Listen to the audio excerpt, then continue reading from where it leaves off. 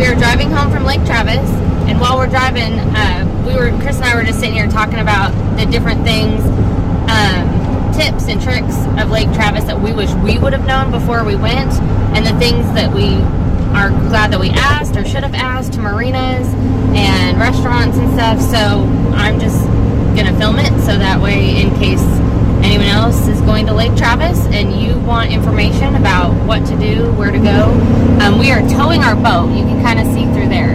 So this may be different if you're already moored at Lake Travis. Yeah, if you keep your boat in a wet slip at the lake, it's going to be different. So for towing your boat to Lake Travis, bumpy. What did you ask people when you called the marinas? So you got to ask them if they're if they have a public boat ramp that you can launch at. Because several of the marinas were private, and unless you had a slip there, they were not interested in letting you launch your boat. Going again?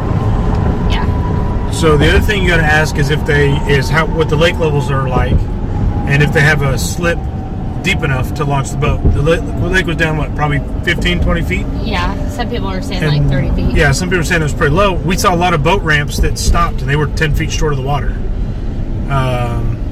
The marina we were at actually had 3 different boat launches, and only one of them, it looked like, was still active.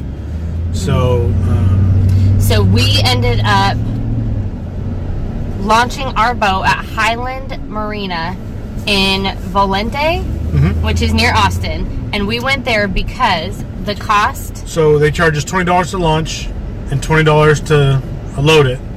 And then, so basically $10 each time, or $20 each time you use the ramp. And there's $10 per night.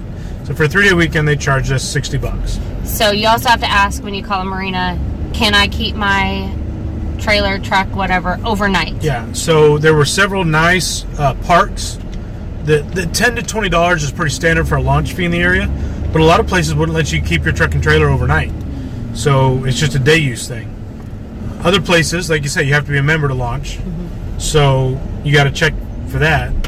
And then, but some of the places we talked to, they were $30 per night just to park your vehicle. That didn't even include the launch fee. And but, can I say the name? That was at Lighthouse Restaurant and Marina. The marina was called something else. Start with a B. Oh, Barcliff. Barcliff? Briarcliff. Something like that. Briarcliff, which was a really, really nice, helpful marina. That is where we ended up pumping out our waste tank, and that was only $5 to pump out. So that was a great marina for that. And they had fuel there. It was very clean. They were very helpful. They were as soon as you pulled up, they had 6 or 8. Wet slips for you to pull your boat into, which was really nice. That's where we went looking for coffee.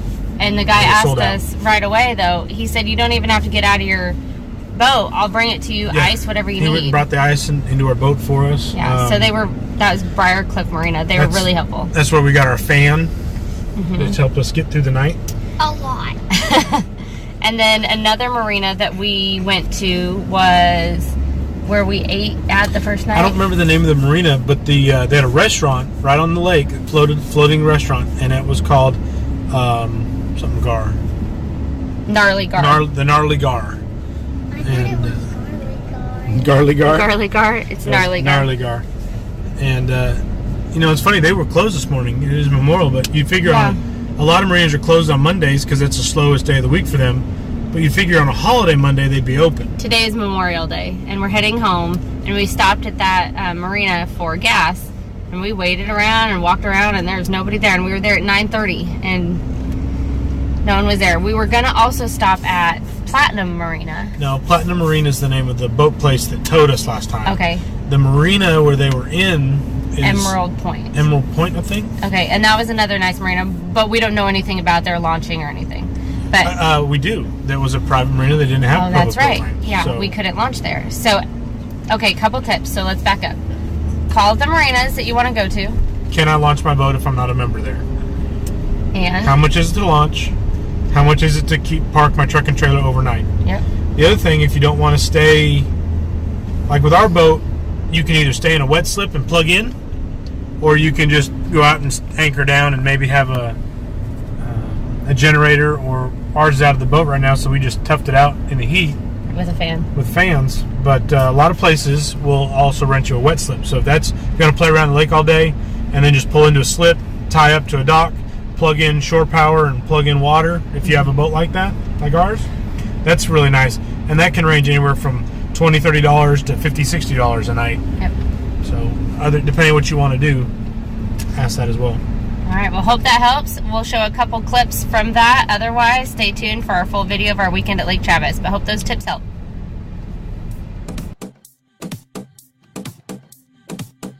Does it